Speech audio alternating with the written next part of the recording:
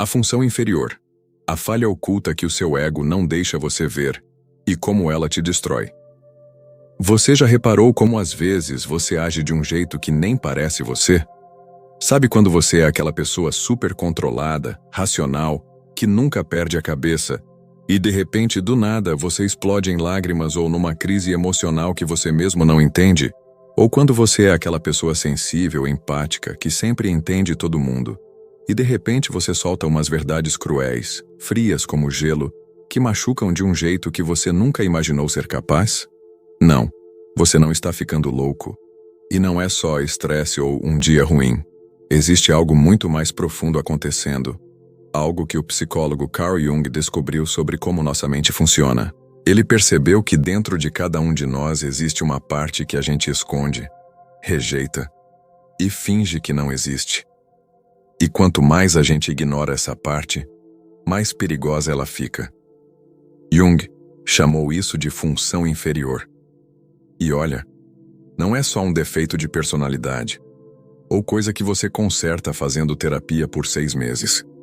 É uma falha estrutural no jeito que você construiu sua identidade. É como uma rachadura na fundação da sua personalidade. Você não vê ela no dia a dia, mas quando vem um terremoto emocional, é por essa rachadura que tudo desmorona.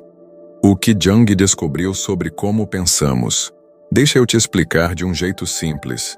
Jung passou anos estudando pessoas, como elas pensam, como tomam decisões, como enxergam o mundo. E ele percebeu uma coisa fascinante. As pessoas processam a realidade de formas completamente diferentes. Não é que umas são mais inteligentes que outras. É que cada pessoa tem um jeito preferido de entender as coisas. Jung identificou 4 jeitos básicos que a gente usa para processar o mundo. Pensamento. São as pessoas ultra-racionais. Aquelas que adoram lógica, análise, razão. São o tipo de pessoa que numa crise pergunta: qual é a solução mais eficiente? E não como todo mundo está se sentindo. Pensa no seu amigo que é engenheiro, cientista, ou aquele cara que sempre tem um argumento lógico para tudo. Sentimento. Não é sobre estar emotivo o tempo todo, é sobre tomar decisões baseadas em valores pessoais e no impacto humano. São as pessoas que perguntam: isso está certo? Ou, como isso vai afetar as pessoas? Elas filtram o mundo através do que é importante, do que tem significado, das relações humanas. Pensa naquele amigo que sempre sabe como você está se sentindo, que se importa profundamente com justiça e valores. Sensação. São as pessoas ancoradas no concreto, no que é real e tangível. Elas confiam nos 5 sentidos. O que pode ver, tocar, provar, cheirar. São práticas, realistas, focadas no aqui e agora. Pensa naquele amigo que é super organizado, que sempre lembra dos detalhes práticos que todo mundo esquece, que constrói coisas com as mãos e confia no que é comprovável. Intuição. São as pessoas que vivem no mundo das possibilidades e dos padrões ocultos. Elas veem conexões que ninguém mais vê, têm pressentimentos sobre o futuro, se entediam com detalhes práticos porque estão sempre pensando no que poderia ser. Pensa naquele amigo cheio de ideias malucas, que sempre está falando sobre teorias e significados por trás das coisas. O problema: você não pode ser bom em tudo. Aqui está o lance. Você não nasce sendo igualmente bom em todas essas 4 formas de processar o mundo. Desde criança, você naturalmente desenvolve uma delas como sua favorita, sua função dominante.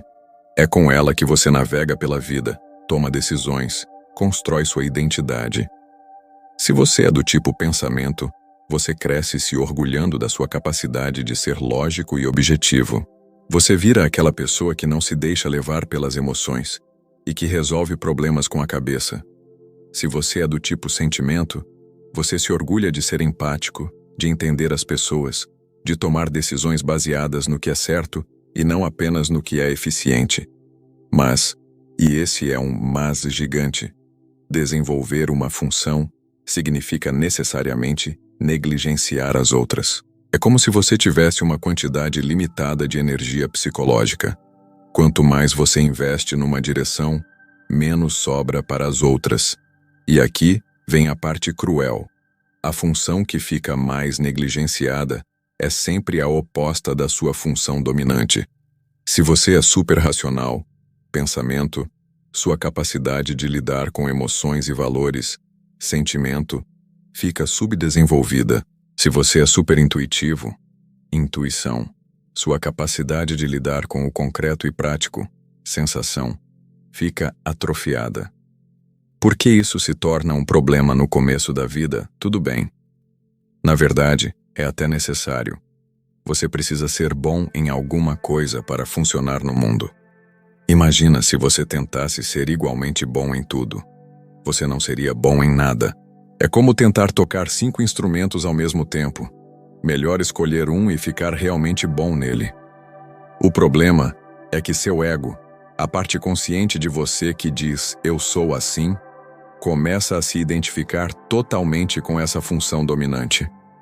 Você não apenas usa o pensamento lógico, você passa a acreditar que você é uma pessoa racional e que qualquer coisa que não seja racional é inferior, fraca, embaraçosa. Sabe aquela frase, "eu não sou do tipo emotivo"? Ou, "eu não sou uma pessoa prática"? Isso é seu ego falando. E quando você diz isso, você não está apenas descrevendo uma preferência. Você está ativamente rejeitando uma parte de si mesmo. Você está empurrando aquela função para o porão da sua psique e trancando a porta. E é aí que as coisas ficam perigosas. Porque aquela parte rejeitada não desaparece. Ela fica lá embaixo no escuro, sem amadurecer, sem se desenvolver. Enquanto sua função dominante vai ficando cada vez mais sofisticada ao longo dos anos, a função inferior fica congelada num estado primitivo, como uma criança que nunca cresceu. E essa criança primitiva, ela está furiosa por ser ignorada. E um dia, quando você menos espera, ela vai explodir, quando a parte rejeitada assume o controle. Imagina que você tem uma criança trancada no porão da sua casa. Você não conversa com ela, não educa ela, não ensina nada a ela. Você só joga comida lá de vez em quando e finge que ela não existe. O que você acha que acontece com essa criança? Ela não amadurece, não aprende boas maneiras, não desenvolve autocontrole. Ela fica primitiva, raivosa, e quando finalmente consegue sair, ela não pede educadamente, ela explode. É exatamente isso que acontece com a função inferior. Ela é aquela parte de você que ficou sem desenvolvimento, sem educação psicológica. E quando ela finalmente emerge, e ela sempre emerge, ela não vem de forma madura e equilibrada. Ela vem com a força bruta e a falta de controle de uma criança fazendo birra. Jung usava uma palavra específica para descrever o que acontece: possessão. Não no sentido de filme de terror, mas no sentido de que algo dentro de você literalmente toma o controle, e sua identidade normal é empurrada para o lado. Por alguns minutos, horas ou até dias, você não é mais você. Você é essa versão primitiva, infantil e descontrolada de si mesmo. As 4 formas de perder o controle. Deixa eu te mostrar como isso acontece na prática, com exemplos reais que talvez você reconheça. O executivo que derrete. Conhece aquele cara que é super racional? CEO de empresa sempre controlado, toma decisões milionárias sem piscar. Ele se orgulha de não misturar emoção com trabalho. Esse cara é tipo pensamento dominante. Mas aí de repente a esposa pede divórcio. Ou ele é demitido inesperadamente. Ou descobre uma traição. E sabe o que acontece? Ele não responde com a lógica fria que usa no trabalho. Ele desmorona. Chora descontroladamente, faz cenas dramáticas, manda mensagens desesperadas no meio da madrugada. Ele não consegue articular o que está sentindo. Só sabe que é horrível. Tudo vira uma dor emocional gigante e indiferenciada. Horas depois, quando ele volta ao normal, ele fica mortificado. Que diabos foi aquilo? Eu não sou assim. Pois é, você não é assim, mas sua função sentimento inferior é. Ela ficou represada por 40 anos, e quando finalmente encontrou uma brecha, explodiu com a força de uma represa rompida. A pessoa empática que vira gelo. Agora pensa naquela pessoa que é o coração do grupo, sempre entende todo mundo, sempre medeia conflitos, sempre se importa profundamente com os sentimentos das pessoas. Essa pessoa é tipo o sentimento dominante. Ela se orgulha da sua capacidade de conexão humana. Mas aí alguém realmente a machuca. Traz sua confiança de uma forma imperdoável. E de repente, aquela pessoa doce e empática some. No lugar aparece alguém brutal. Ela não fica triste. Ela fica friamente analítica. Ela identifica precisamente as inseguranças da outra pessoa e ataca ali, com precisão cirúrgica. As palavras cortam fundo porque ela sabe exatamente onde dói. E aqui está o pior. Ela faz isso sem o amortecimento emocional que uma pessoa racionalmente desenvolvida teria. É crueldade intelectual sem freios morais. É como dar um bisturi para uma criança furiosa. Depois, quando a função pensamento inferior recua, ela fica horrorizada. Eu nunca quis ser esse tipo de pessoa. O prático que entra em pânico. Esse é o cara ou a mulher que tem os 2 pés no chão. Paga as contas em dia, tem um plano de 5 anos, não acredita em energia ou pressentimentos. Confia apenas no que pode ver, tocar, comprovar. Tipo sensação dominante. E se orgulha disso. Mas aí vem um período de muito estresse. E de repente, ele começa a ter pressentimentos sinistros. Aquela dor de cabeça? Definitivamente é um tumor cerebral. Ele já procurou os sintomas e tem certeza. O parceiro está agindo estranho? Obviamente é traição. Ele vê sinais em tudo. O chefe olhou torto? A demissão é iminente. Ele sente que algo está errado. Isso não é intuição desenvolvida. É intuição inferior, paranoia, catastrofização, ver padrões ameaçadores onde não existem. A pessoa que normalmente se ancora no real de repente está se afogando em ansiedade sobre futuros terríveis que provavelmente nunca vão acontecer. O visionário que afunda no concreto. Agora pensa naquele amigo cheio de ideias, sempre com 1000 projetos na cabeça, vivendo no mundo das possibilidades. Ele não liga muito pro corpo, esquece de comer, dorme pouco porque está empolgado demais com suas ideias. Tipo, intuição dominante. Mas sob estresse severo, algo muda. De repente ele está obcecado com o corpo. Não de forma saudável, de forma primitiva. Come compulsivamente, não por prazer, mas mecanicamente, como se estivesse enchendo um buraco. Ou bebe até apagar. Ou tem sexo impulsivo e desconectado apenas para sentir algo físico. Ou vai para o outro extremo. Vira hipocondríaco. Qualquer sensação corporal vira uma catástrofe médica. Ele, que normalmente ignora o corpo, agora não consegue parar de pensar nele, mas de uma forma torturada e obsessiva. Isso é sensação inferior, uma relação primitiva e não integrada com a realidade física. Por que você se sente certo no momento? Aqui está a parte mais assustadora. Quando você está possuído pela função inferior, você não sabe que está possuído. Na verdade, você se sente mais certo do que nunca. Aquela certeza absoluta que você tem é um sinal de perigo. O executivo explodindo emocionalmente tem certeza de que sua reação é totalmente justificada. A pessoa empática, sendo cruelmente analítica, sente que está finalmente vendo a verdade das coisas. O prático, tendo ataques de pânico, está convicto de que o perigo é real. O visionário, afundando em compulsões físicas, acha que está finalmente vivendo de verdade. É só depois, quando a tempestade passa e sua função dominante volta ao comando, que você olha para trás e pensa: meu Deus, o que eu fiz? Por que eu agi assim? Mas naquele momento, você tinha certeza absoluta. E sabe quem percebe antes de você? Todo mundo ao seu redor. Seus amigos comentam: cara, você não estava sendo você mesmo. E eles estão certos. Você não estava. Você estava possuído por uma parte primitiva de si mesmo que normalmente fica trancada. A função inferior é a porta de entrada da sua sombra. Você já deve ter ouvido falar da sombra. Aquela parte de você que contém tudo o que você não gosta de admitir sobre si mesmo. Todos os seus defeitos, medos, desejos vergonhosos, impulsos que você considera inaceitáveis. A sombra é tudo aquilo que você varre para debaixo do tapete psicológico e finge que não existe. Agora, a função inferior não é a sombra, mas ela é a porta dos fundos pela qual a sombra invade sua vida consciente. Pensa assim: você construiu sua identidade como uma fortaleza, com muros altos e guardas na entrada. Você protege cuidadosamente a imagem que tem de si mesmo. Mas há uma porta nos fundos que você não consegue trancar direito, a função inferior. E é por essa porta que todo o conteúdo rejeitado da sua sombra entra quando você está vulnerável. É por isso que os episódios da função inferior são tão carregados de vergonha. Não é apenas que você perdeu o controle, é que você se tornou temporariamente aquilo que seu ego mais teme e rejeita. O racional virou histérico e descontrolado. O empático virou frio e cruel. O prático virou paranoico e irracional.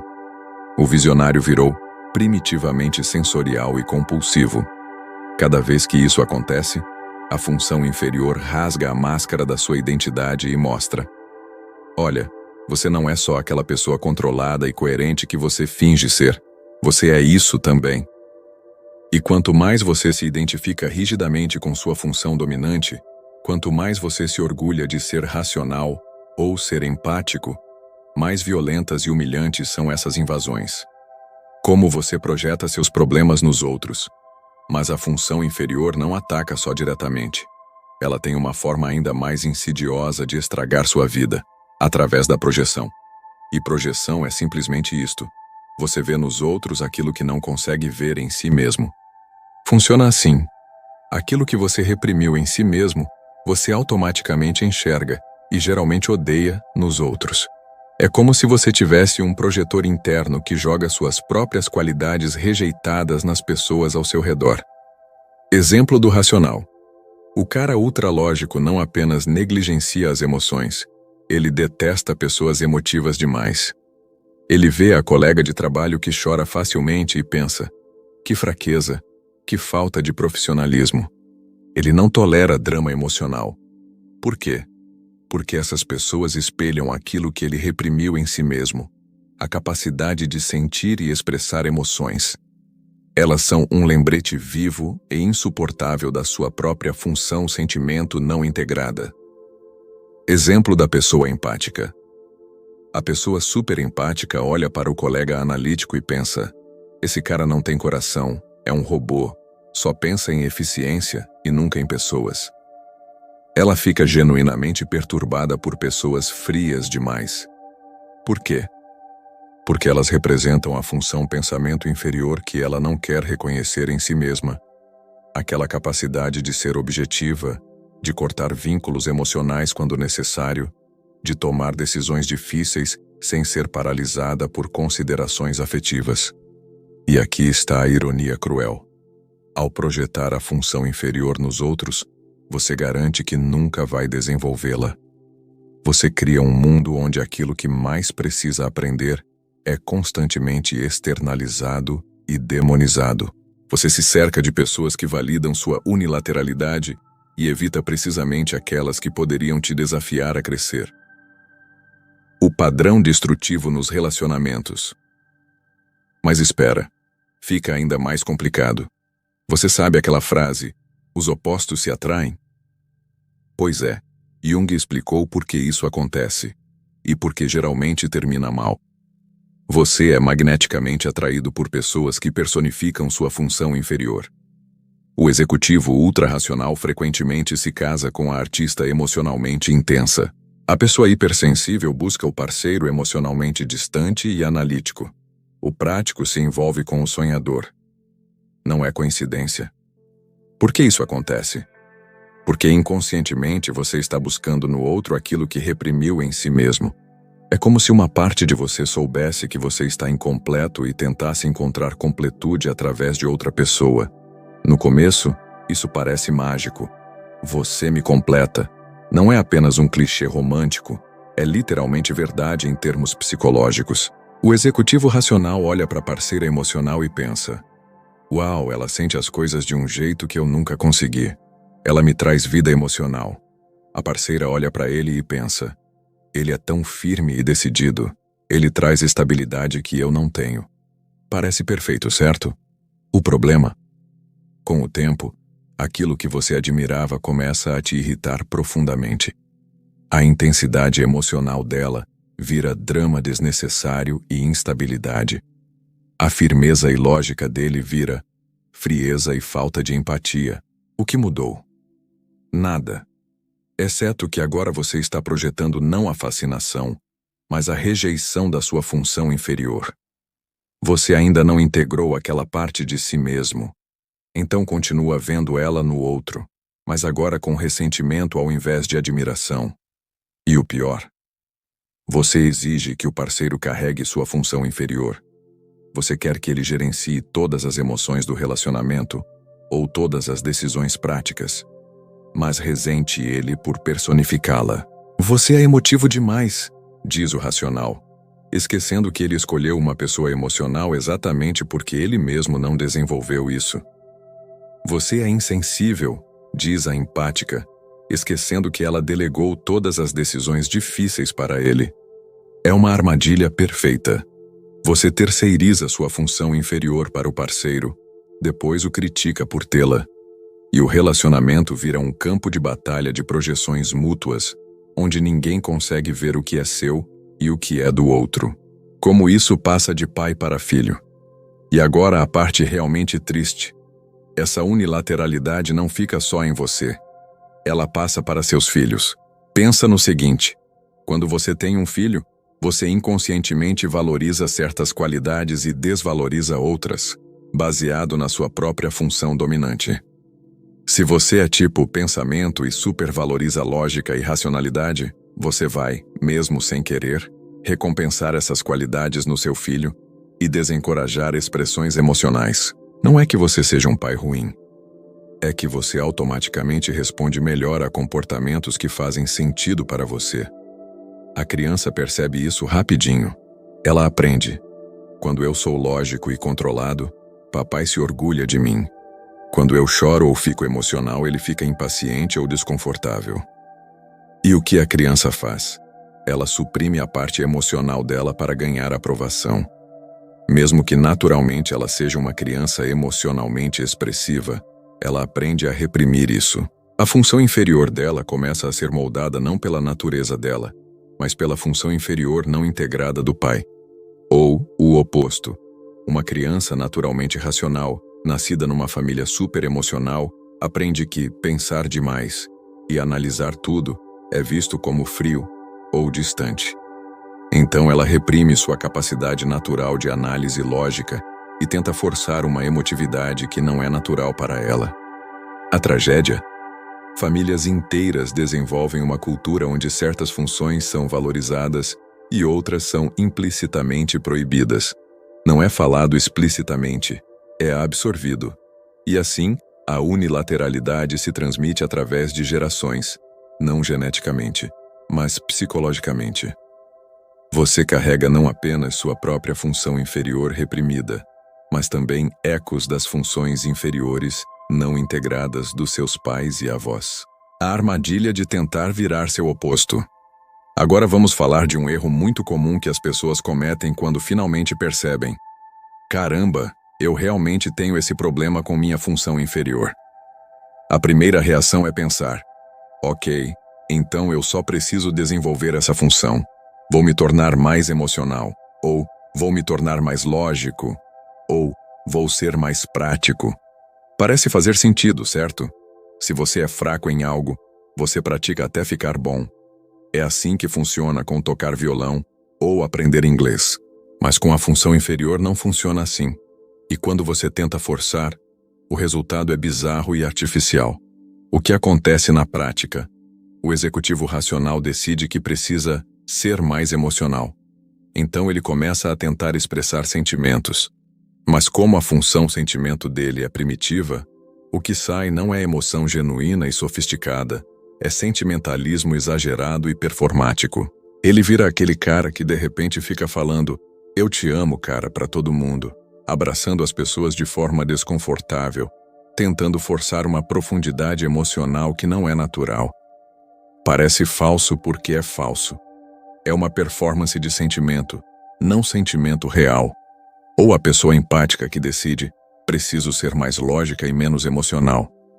Ela começa a tentar ser mais racional, mas o que sai não é pensamento crítico sofisticado. É dogmatismo rígido. Ela pega uma ideia lógica e se agarra a ela com fervor emocional, usando lógica como arma para atacar os outros, ao invés de como ferramenta de compreensão.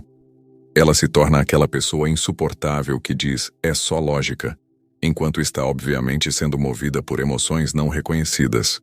Por que isso não funciona? Porque você está tentando operar através de uma função que é estruturalmente inferior na sua psique. É como tentar escrever com a mão esquerda quando você é destro.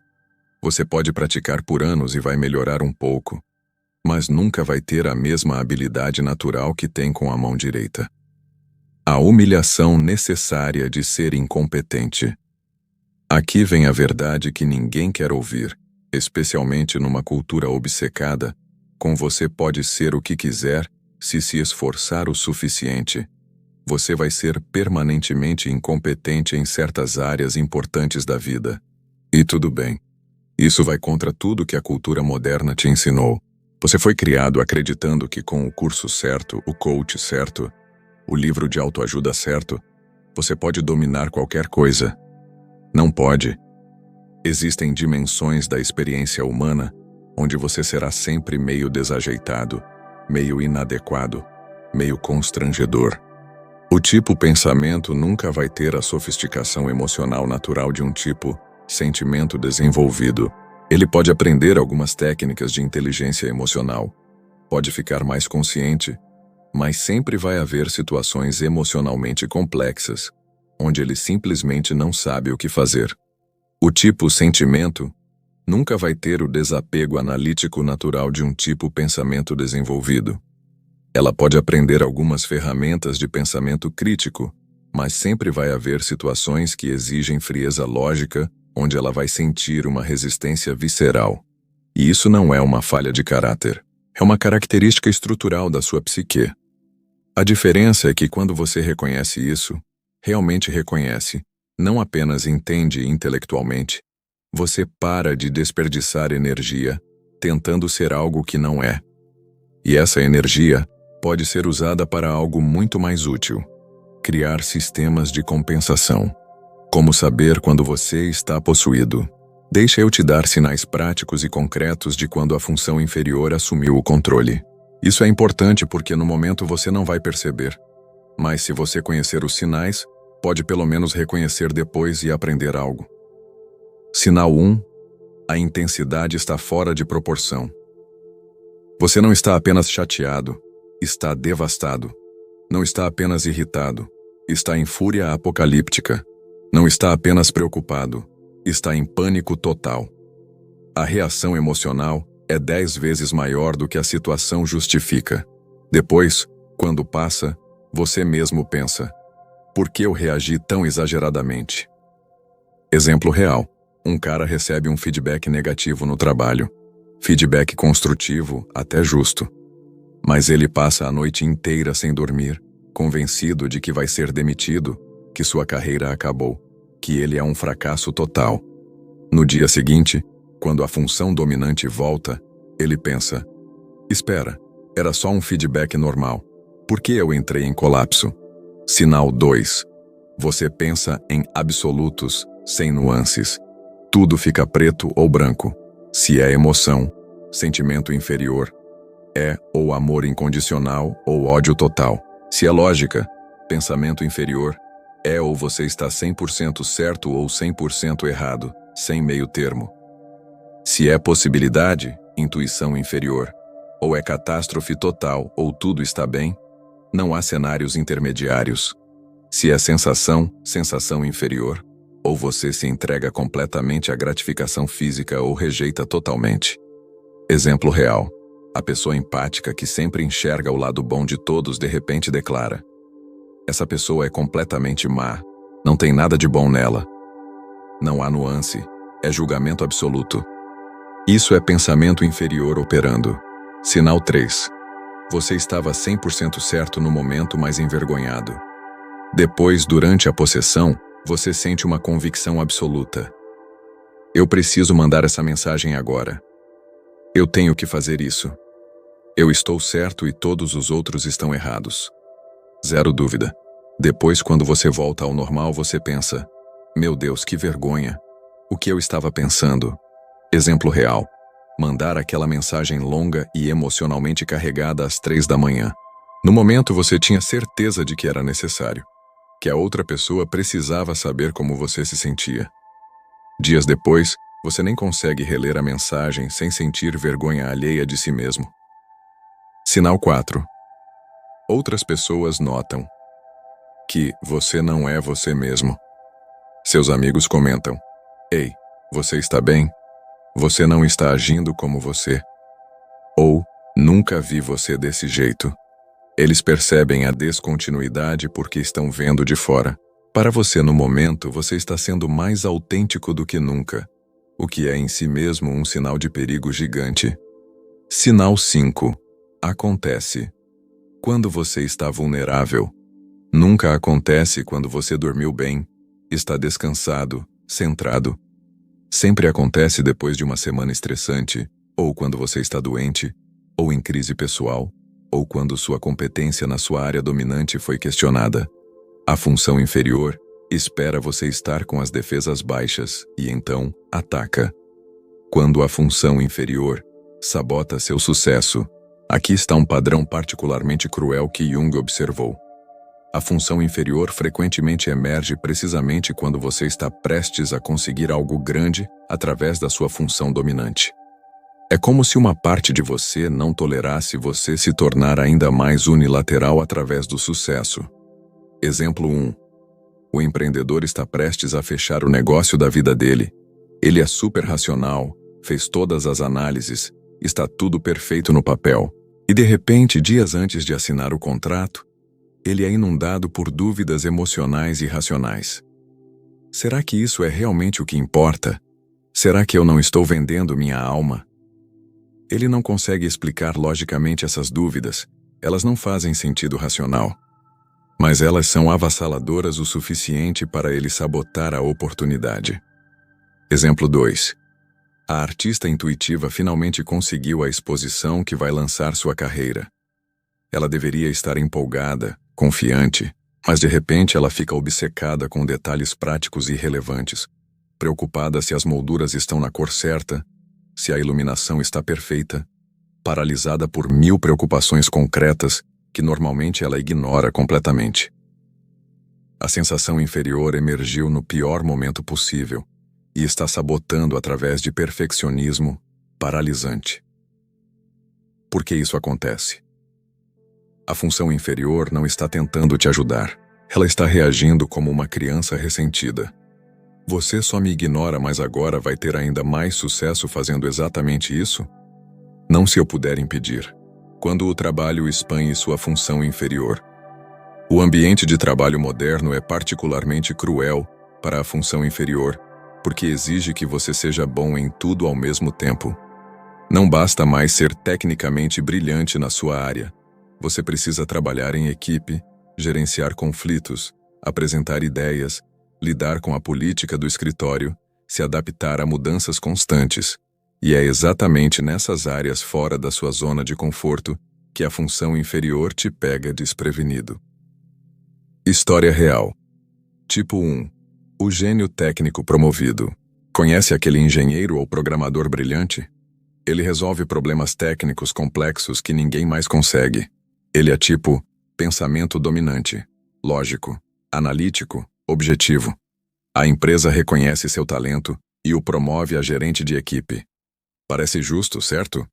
Ele é o melhor tecnicamente, então deveria liderar. Mas agora o sucesso dele não depende mais de resolver bugs ou otimizar código.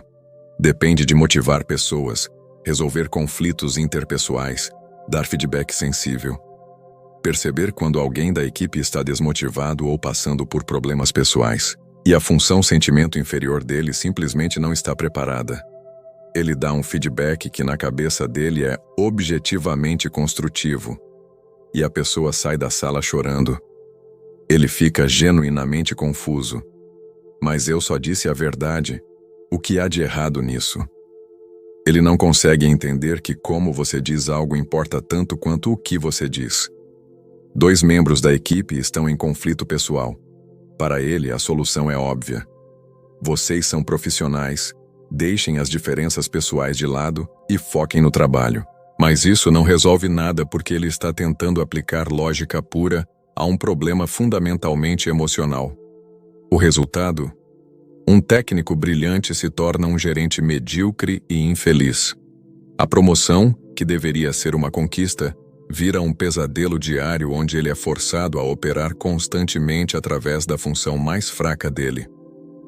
História real. Tipo 2. O terapeuta. Sufocado pela burocracia. Agora pensa numa terapeuta excepcional, tipo sentimento dominante. Ela tem uma habilidade natural de conectar com os pacientes, de entender o que eles realmente precisam, de criar um espaço seguro onde eles podem se curar. Ela escolheu essa profissão porque se importa profundamente com as pessoas, mas aí ela precisa lidar com a parte administrativa. Preencher relatórios padronizados, fazer avaliações quantitativas, quantifique em escala de 1 a 10 o progresso do paciente. Justificar tratamentos através de métricas objetivas para os planos de saúde e gerenciar planilhas prazos burocráticos. E a função pensamento inferior dela se rebela. Ela procrastina nos relatórios, comete erros em cálculos simples, sente uma aversão visceral a reduzir pessoas a números. Na cabeça dela, isso é desumanização do trabalho. Mas essa aversão não é realmente um princípio ético elevado. É a função inferior resistindo ao desconforto. O resultado? Ela pode perder seu registro profissional por não cumprir prazos burocráticos, não porque seja má terapeuta, mas porque não consegue lidar com a dimensão lógica administrativa da profissão. O problema maior: a cultura corporativa. Não entende isso.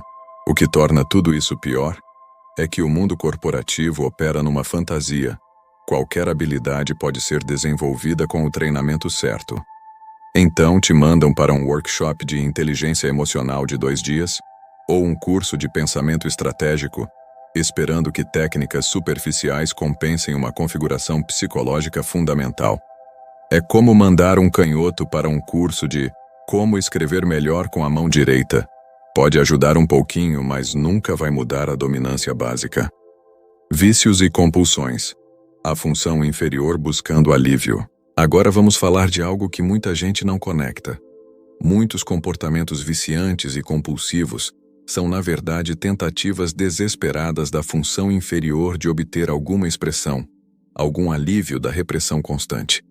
O executivo racional e a bebida. Aquele CEO que vive 100% na cabeça, estratégia, análise, eficiência. Ele controla tudo através da lógica. Mas toda noite ele bebe, não de forma social elegante, ele bebe para apagar. Por quê? Porque o álcool força uma experiência sensorial primitiva que sua sensação inferior está desesperada para ter. Ele não consegue relaxar conscientemente no corpo, não consegue simplesmente estar presente nas sensações físicas. Então ele usa álcool para forçar isso, desligando a mente hiperativa e caindo numa experiência corporal entorpecida.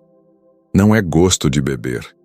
É a sensação inferior exigindo reconhecimento da única forma que ela conhece, primitivamente. A sonhadora e a comida. Ela vive eternamente no mundo das ideias, das possibilidades futuras, dos significados abstratos, tipo intuição dominante. Ela mal presta atenção no corpo, esquece de comer, ignora sinais físicos, mas de repente ela está comendo compulsivamente. Não por fome real, não por prazer no sabor, mecanicamente, como se estivesse tentando preencher um vazio. É a sensação inferior buscando ancoragem no concreto. Ela não pode fazer isso de forma saudável, porque a função é primitiva, então sai como compulsão. Ela está literalmente tentando se pesar com comida, criar uma sensação de substância e presença física que normalmente ela não tem. O empático e as teorias de conspiração. Ele é tipo sentimento, sempre focado em valores humanos, em como as coisas afetam as pessoas em conexões emocionais. Mas de repente ele está obcecado com teorias de conspiração elaboradas. Ele passa horas conectando evidências, vendo padrões ocultos, criando frameworks lógicos complexos sobre como o mundo realmente funciona. Parece que ele desenvolveu pensamento crítico, certo? Errado. É a função pensamento inferior oferecendo a ilusão de certeza lógica. Mas porque é primitiva, ela não gera análise sofisticada, gera sistemas rígidos e paranoicos de crença. Não é busca genuína de verdade. É a função inferior oferecendo estrutura lógica simplista para compensar a fluidez emocional constante. O prático e os significados ocultos. Ele é tipo sensação. Vive no concreto, confia nos 5 sentidos. É cético sobre coisas abstratas. Mas, de repente, ele está obcecado com numerologia, ou vendo sincronicidades em tudo, ou interpretando cada evento aleatório como tendo um significado profundo. Isso não é intuição desenvolvida. É intuição inferior gerando conexões paranoicas. Eu vi o número 11 no relógio. Isso significa algo. Não, não significa. Mas a intuição inferior, desesperada por expressão, começa a ver padrões onde não existem. O ciclo vicioso. E aqui está a armadilha. Quanto mais você se envergonha do comportamento compulsivo, mais você reforça a repressão da função inferior, o que aumenta a pressão, o que intensifica a compulsão. É um ciclo perfeito de autodestruição. Você não pode simplesmente parar o vício sem entender que ele está servindo uma função psicológica. A função inferior está tentando se expressar e se você bloqueia essa via sem oferecer outra, ela vai encontrar uma saída ainda mais destrutiva. Relacionamentos. Quando 2 funções inferiores colidem. Lembra que falamos sobre como você é atraído por pessoas que personificam sua função inferior? Agora vamos mais fundo em por que esses relacionamentos são tão intensos e tão frequentemente destrutivos. Fase 1. A lua de mel da projeção. No começo parece mágico. O tipo pensamento conhece o tipo sentimento e fica fascinado. Nossa, ela sente as coisas tão profundamente. Ela traz cor emocional para a minha vida. E ela olha para ele. Ele é tão firme e decidido. Ele traz clareza que eu não tenho. Cada um vê no outro aquilo que falta em si mesmo. E porque você está projetando sua função inferior, que tem uma qualidade arquetípica intensa não desenvolvida, a atração é forte. Não é apenas eu gosto dessa pessoa, é eu preciso dessa pessoa, ela me completa. Você literalmente terceiriza sua função inferior para o parceiro. O pensamento deixa o sentimento gerenciar todas as dimensões emocionais do relacionamento. Ela decide quando eles visitam as famílias. Ela gerencia os conflitos relacionais. Ela é responsável por toda a manutenção emocional. E ele cuida da parte lógica, finanças, decisões práticas, planejamento. Fase 2. Quando a fascinação vira irritação. Mas isso não dura, porque a função inferior projetada não permanece fascinante. Ela se torna ameaçadora. O que o tipo pensamento via como profundidade emocional, ele agora vê como drama desnecessário e instabilidade. Ele começa a criticar. Você é emotiva demais, nem tudo precisa ser uma questão emocional. O que o tipo sentimento via como firmeza e clareza, ela agora vê como frieza desumana. Ela ataca. Você é frio, você só pensa em lógica. Você não se importa com os sentimentos das pessoas. E aqui está o padrão destrutivo. Cada um está exigindo que o outro carregue sua função inferior, mas ressentindo o outro por personificá-la. É como contratar alguém para um trabalho e depois criticá-lo por fazer exatamente o que você pediu. Fase 3. A guerra de projeções. Agora o relacionamento entrou em modo tóxico. Já não são 2 pessoas tentando se conectar, mas 2 funções inferiores brigando através de 2 corpos. Cenário real: o casal discute se deve comprar uma casa. O tipo pensamento analisa friamente. Financeiramente faz sentido. A valorização é boa, a lógica é sólida. O tipo sentimento está desconfortável, sem saber explicar por quê. Talvez a energia do lugar, o momento da família, ou algo que simplesmente não parece certo. Ele insiste. Você não está sendo racional. Ela reage. Você só pensa em números. E o que sentimos sobre isso? Nenhum vê o outro claramente. Ele projeta nela sua própria função, sentimento inferior. E a rejeita. Ela projeta nele o pensamento inferior. E o detesta. Por trás da briga, ambos estão com medo daquilo que reprimem em si. Ele tenta manter tudo sob controle lógico. Ela teme decisões frias e desumanas. Assim, lutam contra o que não conseguem integrar dentro de si. Fase 4. A explosão final. Sob estresse extremo, uma perda, crise ou traição, as funções inferiores entram em erupção. O tipo pensamento colapsa. Perde o controle, diz coisas cruéis, tem um surto emocional que nega toda a sua racionalidade. O tipo sentimento, ferida, responde com frieza analítica. Ataca cada falha do outro com precisão cirúrgica. Ambos acreditam estar vendo a verdade, mas o que veem é apenas sua própria sombra refletida no parceiro. A tecnologia amplifica tudo. As redes sociais não são neutras. Foram moldadas para favorecer certas funções. Para tipos intuição e sentimento, elas são um paraíso.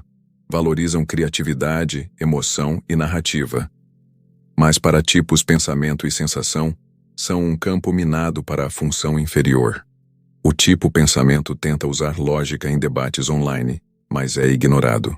Frustrado, sua função sentimento inferior explode em indignação moral e posts raivosos. O tipo sensação, que busca o real e tangível, sente-se perdido em um mundo virtual abstrato, e sua intuição inferior cria teorias conspiratórias, vendo manipulação em tudo. A câmara de eco psicológica. Os algoritmos alimentam apenas o que reforça sua função dominante. O tipo pensamento recebe conteúdo racional. O tipo sentimento, narrativas emocionais. Assim, ninguém é desafiado a desenvolver o que falta. Todos vivem numa bolha que confirma apenas metade de si. O vício digital como expressão da função inferior. Pensamento. Chama de pesquisa, mas busca estímulo sensorial. Intuição. Diz que se inspira, mas é gratificação repetitiva. Sentimento. Acha que se conecta, mas busca rigidez lógica. Sensação. Acredita que se informa, mas cai em paranoia simbólica. Quando a sociedade inteira regredir, culturas também têm funções inferiores. Durante a pandemia, isso ficou evidente. Sociedades pensamento-sensação, como EUA e parte do Ocidente, valorizam dados, eficiência e controle. Sob estresse, regrediram as funções sentimento e intuição inferiores. Sentimentalismo vazio, heróis da linha de frente. E teorias conspiratórias delirantes. Já culturas sentimento e intuição, como algumas asiáticas, reagiram com rigidez moral, pensamento inferior e distorções sensoriais, sensação inferior, negação da realidade física ou pânico obsessivo. Crises coletivas raramente revelam o melhor de uma sociedade. Mostram o mais primitivo, aquilo que foi reprimido culturalmente e nunca desenvolvido. A crise da meia-idade, quando a psique diz, chega. Na juventude, viver de forma unilateral é necessário. Desenvolver a função dominante, construir identidade e carreira. Mas por volta dos 40, surge o chamado da totalidade. A psique exige equilíbrio. Exemplo, o executivo racional de 45 anos, tipo pensamento dominante, constrói uma carreira impecável. Mas um dia percebe que está vazio. Tem sucesso, mas não tem conexão, nem sentido. É a função sentimento inferior batendo a porta. E quanto ao coração, a vida interior? Se ele ignora, a energia reprimida explode. Larga tudo impulsivamente, muda de vida de forma destrutiva, segue o coração sem consciência. Não é integração, é possessão pela função inferior. O mesmo ocorre com quem viveu décadas no sentimento. De repente, torna-se frio e calculista, confundindo brutalidade com autenticidade. A integração verdadeira não é trocar um polo pelo outro, mas permitir que ambos coexistam. Em resumo, a função inferior é o espelho daquilo que mais tememos em nós. Nos relacionamentos, na tecnologia, nas crises pessoais e culturais, ela sempre encontra um jeito de se manifestar. O amadurecimento psicológico começa quando paramos de projetar nossa sombra nos outros e aprendemos a dialogar com ela dentro de nós.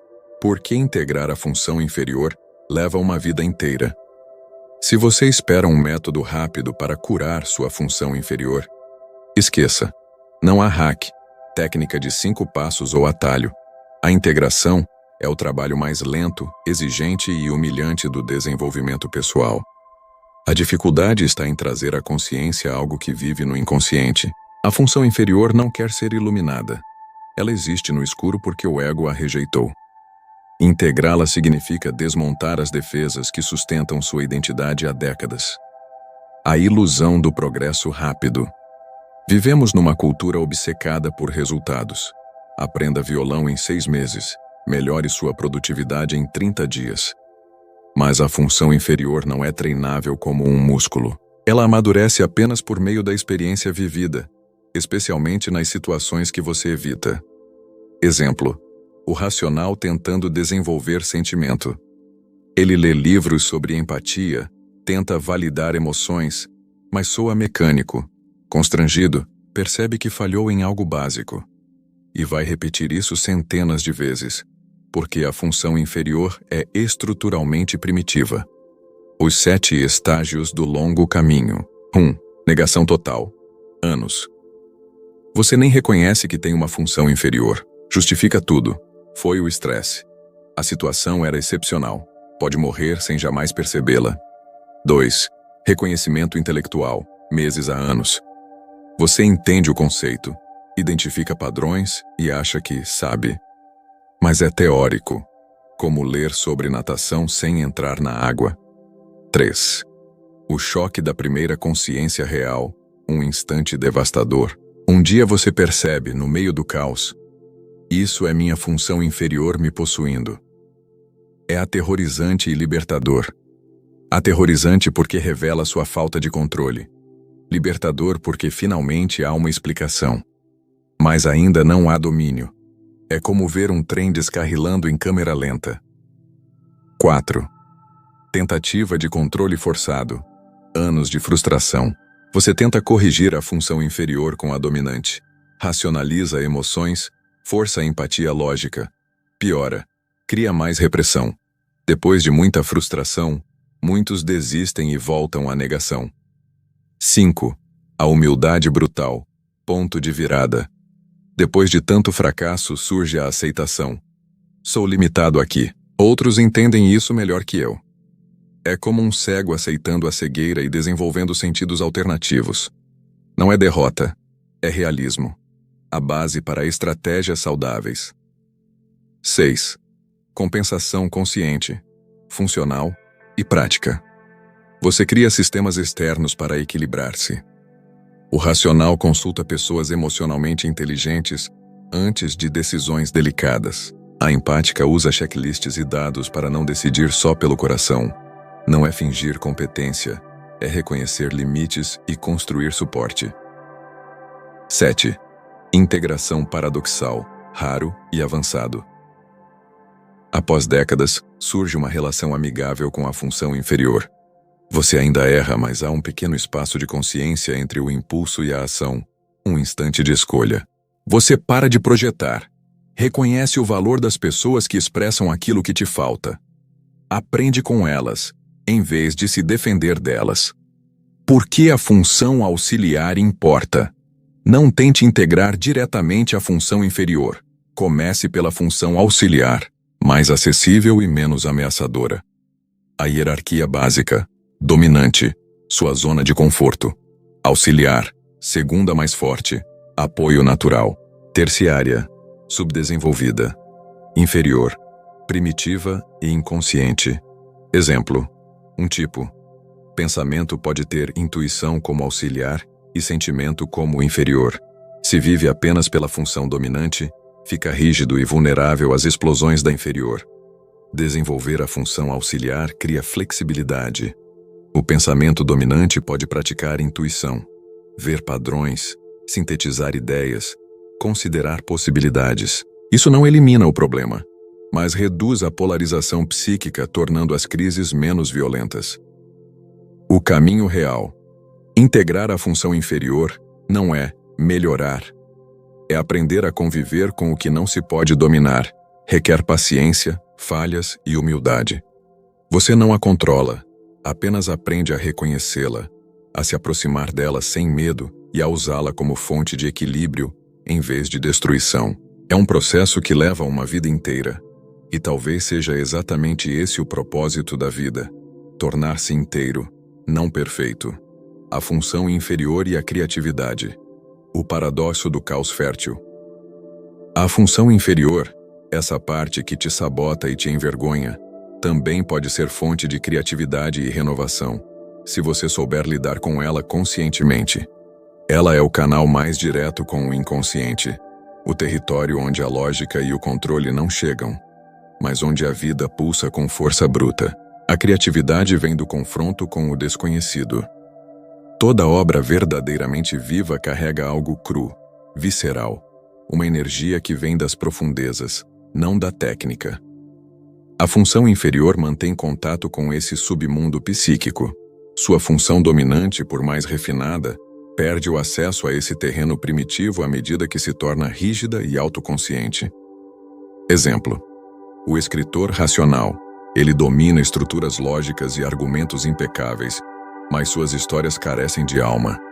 Até que um dia, ele escreve a partir de sua função sentimento inferior, com emoção descontrolada, inadequada, viva, e o texto finalmente respira.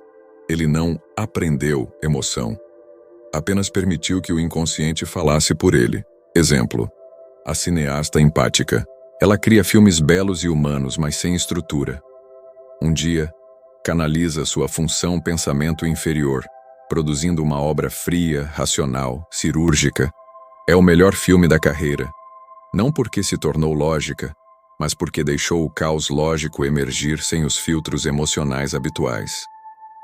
Usar não é integrar. Usar a função inferior criativamente não é o mesmo que integrá-la. Muitos artistas transformam conflito interno em arte poderosa, mas permanecem pessoas fragmentadas, geniais no trabalho, desastrosos na vida. Eles canalizam a energia inferior, mas não a incorporam à consciência. A questão é: você consegue acessar o poder do inconsciente sem ser destruído por ele?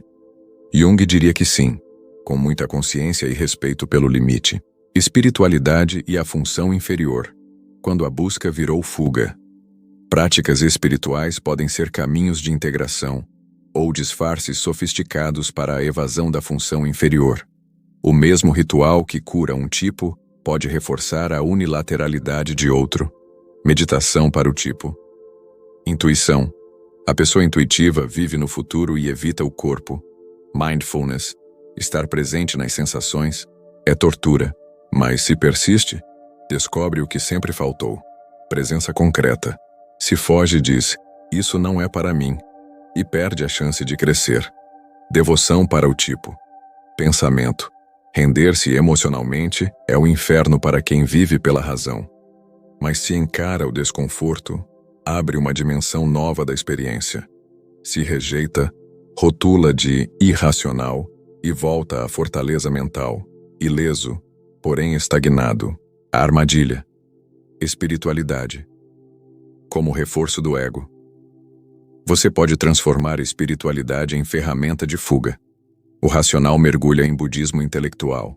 Estuda, debate, analisa, mas nunca sente. A empática segue o coração cegamente, validando emoções enquanto evita pensamento crítico. Ambos acham que evoluem, mas estão apenas reafirmando o que já são. Crescimento real começa onde seu ego se sente ameaçado. Se sua prática te conforta, não é transformação, é confirmação. Envelhecimento. A última chance de integração com o tempo, as pessoas se dividem entre duas trajetórias. As que se abrem para a função inferior e amadurecem, e as que se fecham e viram caricaturas de si mesmas. O caminho da rigidez.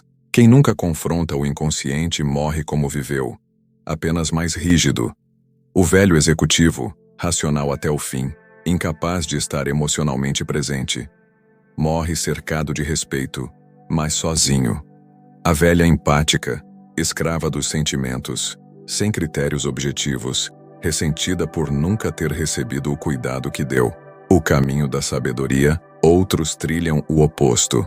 O sábio racional, ainda lógico, mas agora humilde. Aceita não entender certas dimensões humanas, escuta mais, julga menos. A sábia empática, ainda movida por valores, mas com discernimento. Consegue dizer não sem culpa, escolher o certo mesmo quando dói. A diferença fundamental, eles não superaram a função inferior, fizeram paz com ela. Pararam de fingir completude e aceitaram sua incompletude essencial. E é essa aceitação paradoxal que traz verdadeira inteireza. Não a de ser bom em tudo, mas a de habitar honestamente tudo o que se é, inclusive o que nunca será. Culturas inteiras têm funções inferiores. Até agora falamos da função inferior como algo individual. Mas Jung percebeu algo mais profundo. Sociedades inteiras também têm funções inferiores coletivas. Quando elas entram em erupção, não é uma pessoa perdendo o controle, são milhões. A cultura ocidental moderna, pensamento-sensação dominante. A civilização ocidental, especialmente a anglo-americana, valoriza lógica e análise racional, eficiência e produtividade mensurável, resultados concretos e tangíveis, fatos, dados e evidências empíricas, progresso material e tecnológico. É uma cultura pensamento-sensação dominante. E isso produziu maravilhas. Ciência, tecnologia, conforto e domínio sobre o mundo físico. Mas suas funções inferiores coletivas, sentimento e intuição, foram relegadas à sombra, e o desequilíbrio cobra um preço. Sentimento inferior coletivo. Valores humanos são rotulados como subjetivos ou fracos.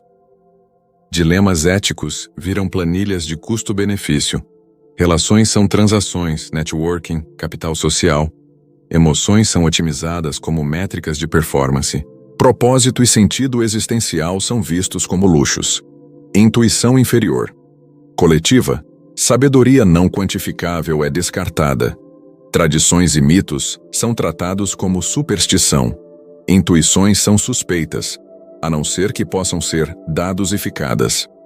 Busca por significado é tida como perda de tempo. O resultado é uma cultura brilhante tecnicamente, mas emocional e espiritualmente analfabeta, rica em recursos, pobre em sentido. Uma civilização capaz de criar inteligência artificial, mas incapaz de lidar com tristeza, vazio e ambiguidade. Quando a função inferior coletiva erupta como no indivíduo, o que é reprimido não desaparece, explode. E quando explode, não vem em forma madura, mas primitiva e destrutiva. Sentimento inferior coletivo. Movimentos inteiros rejeitam qualquer racionalidade e se movem apenas por emoção. Políticos vencem eleições não por ideias, mas por performance afetiva. Ele fala o que sente. A cultura de cancelamento é outro exemplo. Moralismo binário, sem nuance ou reflexão. Sentimento inferior disfarçado de justiça. Intuição inferior, coletiva. Teorias conspiratórias viram religião. Pessoas antes devotas de dados passam a ver sinais em tudo. Não é insight, é paranoia. A intuição inferior, quando não integrada, conecta o que não deve ser conectado e cria sentido onde há apenas caos. O preço brutal de não fazer esse trabalho. Você pode escolher ignorar sua função inferior. Milhões fazem isso, mas o preço é inevitável e se acumula com o tempo. 1. Relações. Sem verdadeira intimidade, sem consciência da função inferior, você não enxerga o outro. Apenas projeta nele o que falta em você. Idealiza, depois demoniza. Ama com intensidade, mas sem profundidade. A intimidade real exige inteireza interna. Se metade de você está escondida, seus relacionamentos são espelhos distorcidos. Exemplo real. Um homem tipo pensamento, 3 casamentos fracassados com mulheres tipo sentimento, fascínio, irritação, rejeição, sempre o mesmo ciclo. Nunca viu que o atraía e o enfurecia nelas era sua própria função, sentimento não reconhecida. 2. A explosão da meia-idade. Se você chega aos 40 ou 50 sem lidar com o inconsciente, ele te obriga a fazê-lo. A crise da meia-idade é a revolta da função inferior pedindo espaço. O ego racional não entende por que toma decisões absurdas, destrói o que construiu ou sente impulsos que parecem vir de outro ser. Exemplo, uma terapeuta. Sentimento dominante larga tudo aos 48 para se encontrar. Na verdade, é seu pensamento inferior tomando o volante. Anos depois, está isolada, amarga, confunde libertação com possessão. 3. Rigidificação progressiva. Evitar a função inferior é construir uma prisão confortável. O racional evita o emocional até se tornar incapaz de conexão. O emocional evita o racional até perder capacidade de decisão. Com o tempo, você se torna previsível, frágil, incapaz de lidar com o inesperado. Como uma árvore que cresceu reta demais, basta um vento lateral para quebrar. 4. Morte da criatividade. A criatividade nasce do diálogo entre consciente e inconsciente. Quem vive apenas pela função dominante repete fórmulas. Torna-se competente, mas estéril. Tecnicamente bom, espiritualmente vazio. Exemplo: um designer. Sensação dominante produz obras perfeitas, mas mortas. Só quando permite sua intuição inferior, o caos, o absurdo, o sem sentido, seu trabalho renasce. Ele não dominou o inconsciente, apenas deixou de bloqueá-lo. 5. Morte psicológica. Antes da morte física. O último preço é o mais trágico: a morte interior. Quem recusa a individuação se cristaliza. A vida se torna repetição, previsibilidade, automatismo. Você continua existindo, mas sem alma. Um zumbi psicológico executando scripts antigos. E quanto mais tarde você começa, mais brutal é o ajuste. Aos 25, integrar dói, aos 50, destrói. Mas ignorar completamente é o pior destino. Morrer em vida, cercado de conquistas externas e ruínas internas. A verdade que você precisa aceitar: você nunca será completo. Chegamos ao fim dessa travessia pelos territórios mais sombrios da psique. E antes de fechar, é preciso dizer, sem disfarces: você nunca vai integrar completamente a função inferior. Nunca. Isso não é pessimismo. É realidade estrutural. Jung nunca prometeu perfeição psicológica. Ele descreveu os limites permanentes do que é ser humano. A função inferior sempre será inferior. Você pode torná-la consciente, reconhecer quando ela tenta te sequestrar, criar mecanismos para conter seus efeitos, mas nunca vai transformá-la em força. Ela é uma falha estrutural, um erro essencial que faz parte da arquitetura da sua mente. E aceitar isso é o primeiro passo para a liberdade. Porque essa verdade é libertadora. Enquanto você acredita que pode consertar a função inferior, vive preso num projeto impossível, uma corrida atrás do horizonte. Você se mede contra um padrão de completude que ninguém alcança. Vive em guerra com sua própria natureza. E é uma guerra que não se vence. Mas quando a aceitação deixa de ser intelectual e se torna visceral, algo muda profundamente. A energia antes desperdiçada em negação se libera. Você para de performar perfeição. Para de carregar a vergonha secreta de não ser bom o bastante em tudo. E finalmente, pode apenas ser, com suas forças extraordinárias e suas limitações permanentes. Paradoxalmente, é isso que te torna mais inteiro do que a fantasia da completude jamais faria. O objetivo não é perfeição, é consciência. Se você nunca vai resolver a função inferior, qual é o sentido de tanto trabalho? A resposta é simples: consciência. Veja a diferença entre quem vive inconscientemente e quem enfrenta essa dimensão. Pessoa A, sem consciência. É possuída pela função inferior sem perceber. Justifica cada reação. Projeta, destrói relacionamentos e repete padrões por décadas. Vive sob a ilusão de controle total. Está em guerra com partes de si que nem reconhece. Pessoa B, com consciência. Ainda é possuída, mas reconhece o que está acontecendo. Cria espaço entre eu e aquilo que me tomou. Reduz projeções. Mantém vínculos mais saudáveis. Assume responsabilidade. Repete padrões, mas cada vez com mais lucidez. Vive com humildade diante dos próprios limites. Faz paz com sua incompletude. No papel, a diferença parece pequena. Na vida, é abissal. É a diferença entre ser um fantoche do inconsciente ou ter, ao menos, alguma agência real. Entre repetir os mesmos erros e, lentamente, crescer em sabedoria. O paradoxo final. A ferida é a porta, a função inferior. Aquilo que você mais despreza, mais tenta esconder, é também a porta para algo maior que o ego. Por quê? Porque encará-la destrói a ilusão central do ego, o mito do controle total, da autonomia completa, da identidade sólida. Quando você é possuído pela função inferior, sente na pele que não é quem pensa que é. A identidade que você cultiva, sou racional, sou empático, sou prático, é apenas uma parte. Dentro de você vivem outras vozes, outros impulsos, outras formas de saber. Eles têm vida própria e não se curvam ao seu controle. Para o ego moderno criado sob o dogma da autossuficiência, isso é intolerável. Mas a função inferior responde: você não controla tudo e nunca vai. Aceitar isso é o início da sabedoria. Não a sabedoria de ter todas as respostas, mas a de saber onde suas respostas terminam e a humildade começa. O chamado. Desça ao porão da sua psique. Pare de viver apenas nos andares iluminados da sua mente. Desça ao porão.